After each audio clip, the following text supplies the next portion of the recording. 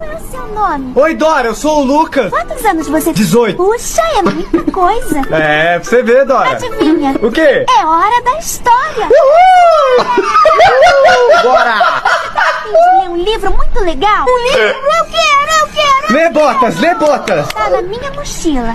Eu preciso da sua ajuda. Você vai abrir a mochila pra eu poder ler pro Botas o grande livro vermelho? Não. Mochila, diga Não vou.